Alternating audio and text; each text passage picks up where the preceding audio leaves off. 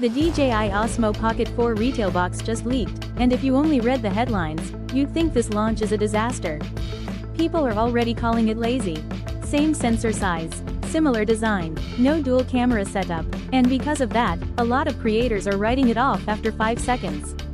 That's a mistake, because once you actually analyze what this retail box confirms, the Pocket 4 stops looking like a weak update, and starts looking like a very calculated move by DJI.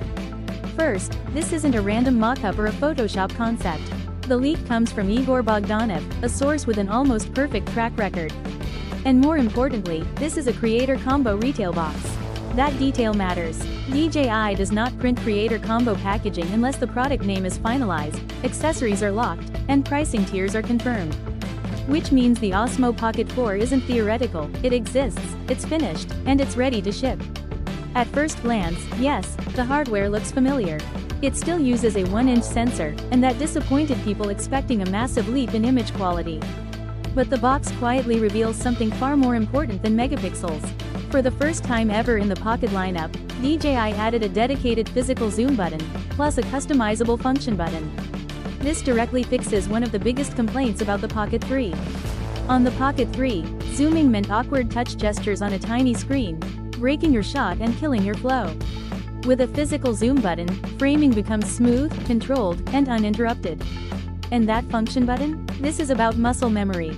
One press to recenter the gimbal. One press to change follow modes. One press to lock exposure. The Pocket 4 isn't trying to feel like a fragile gadget anymore. It wants to feel like a tool. That design philosophy continues with the body itself. The Pocket 4 is slightly longer than the Pocket 3, almost certainly to fit a larger battery. Current estimates put it around 20% bigger, which matters more than most spec bumps. Longer 4K recording, less battery anxiety, more confidence to just keep filming. But the most important detail on the box isn't the sensor, buttons, or battery. It's a tiny code, FCC-IDOP041. That code explains everything. New FCC restrictions on DJI products took effect in late 2025. Any device that didn't clear approval before that deadline now faces serious barriers in the US. The standard Pocket 4 did clear approval in time, but there is no FCC filing for a Pocket 4 Pro. That likely means one of two things. Either it wasn't ready before the deadline, or it may not be approvable at all. Suddenly, those dual camera, Pro, leaks make sense.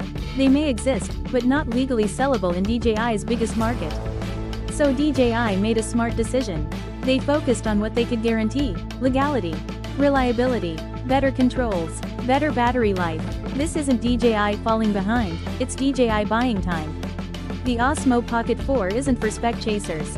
But for creators who film every day, those physical buttons alone are a game changer. This might be the most misunderstood camera release of the year. And that's exactly why everyone got it wrong.